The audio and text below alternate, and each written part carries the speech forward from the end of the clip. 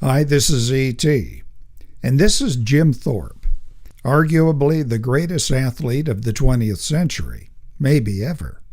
Thorp excelled in many sports, including college and professional football, baseball, and various track and field events.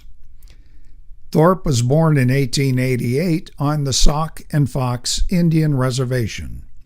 He was said to be a direct descendant of Chief Black Hawk, who engaged in battles with Illinois militia back in the 19th century. One of those militia included young Abraham Lincoln. After several brutal years in government-run schools, during which half of his 11 siblings died, including his twin brother Charles, Thorp found guidance at Pennsylvania's Carlisle Indian School, where Coach Glenn "Pop" Warner, himself pretty famous, in 1904 witnessed Jim, who was wearing street clothes at the time, high jump, either 5'9" or 6 feet, depending on who you read. It doesn't matter, either one bested the high school high jump record. Warner placed Jim on Carlisle's track and football teams, where, to put it mildly, he excelled. In 1909, Thorp left the school for a few months to play for a new minor league baseball organization, and he was paid money, but unlike other so-called amateur players, Thorp used his own name. That would come back to bite him.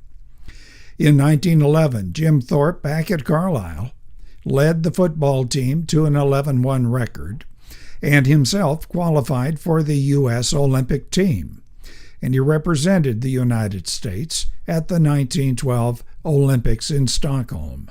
He earned 2 gold medals in the pentathlon and decathlon.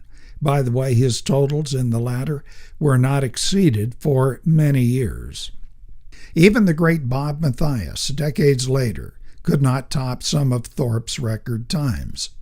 And the top decathlon competitor ever did recently top Thorp's 1,500-meter run record, but only by 1 second. Oh, did I mention Jim had to compete wearing mismatched shoes? Sweden's King Gustav said to Thorp, "Sir, you are the greatest athlete in the world." The taciturn Jim replied, "Thanks, King." Now world-famous Jim Thorp, he was given a New York City ticker tape parade, was back at Carlisle, and he became a target for any opposing football team hoping to score against this sports polymath. That included the U.S. Military Academy at West Point, which met Carlisle in November of 1912. In that game, 2 West Point linebackers executed maneuvers long in planning, intended to put the Olympic star on the disabled list. Early in the game, they both slammed into Jim, and they rattled him quite a bit. He injured his shoulder. But during the second attack, Thorp swerved, and both cadet linebackers collided and were out of the game. One of those linebackers earned notoriety later during World War II as Supreme Allied Commander in Europe, and in 1952 when he was elected President of the United States. This man was Dwight David Eisenhower. Oh, by the way, Carlisle won the game 27-6, and Jim Thorp ran for 2 touchdowns and kicked 3 goals. Months later, in January of 1913, Thorp's so-called professionalism, you remember he took a small baseball salary, was exposed, the result being he was stripped of his Olympic medals, which A, was for many an injustice, perhaps inspired by factors other than the ostensible charge, and B, did little to detract from Thorp's popularity. In the next decade, Jim started a family, something not a subject here. He played professional football, excelling at running, passing, tackling, kicking. He averaged, by the way, 60-yard punts.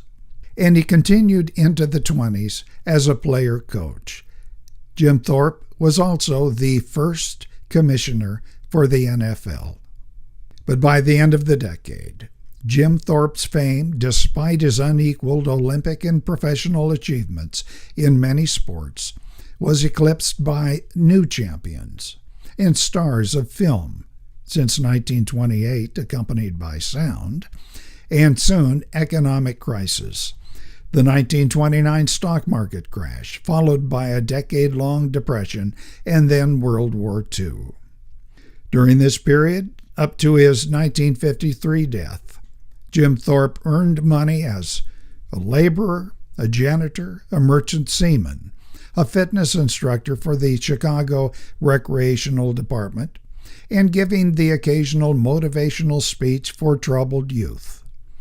He also appeared in films that, for inexplicable reasons, seldom recognized his small on-screen appearances, although later Jesse Owens, Jack Dempsey, Bob Mathias, Max Baer, even Max Baer's son, and many other sports champions pulled in much money and fame from radio, film, and television work during their post-sports careers. Jim was listed as a writer for the 1951 movie entitled Jim Thorpe All-American. It starred Burt Lancaster, but Jim received $0 for his help.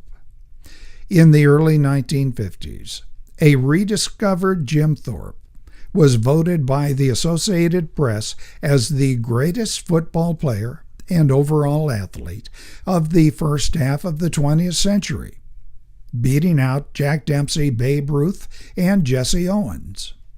He was also inducted into the College and Professional Football Halls of Fame. Jim Thorpe died not long after, in 1952. He was 64. He died of heart failure. Almost 3 decades later, the IOC would reinstate the late Jim Thorpe and recognize him as as they put it, co-champion of the 1912 Olympic events, but none of his record feats are yet reinstated. Although President Nixon proclaimed April 16, 1973 as Jim Thorpe Day, and various stamps, coins, and trophies appear as testimony of his great athletic prowess and other contributions to sports generally. Did Jim Thorpe seethe over being deprived of official recognition for so many decades? Well, no, not really. Several times he said that he competed for the love of the game, that other things were more important. Here are Jim's words. "I am no more proud of my career as an athlete than I am of the fact that I am a direct descendant of that noble warrior." He was talking about Chief Black Hawk. So the question arises, was Jim Thorpe the greatest overall athlete of the 20th, maybe any century? My guess is, without recent advances such as the rubber poles, the designer running shoes, the performance-enhancing drugs, including anabolic steroids, without the various protective gear and specialized strength and other coaches and new techniques, that no other athlete, before or since, competing in as many events as did Jim, could even approach his achievements in track and field, on the gridiron, playing baseball, competing in so many events, at so many positions, with so primitive equipment as did Jim Thorpe, the greatest overall athlete ever.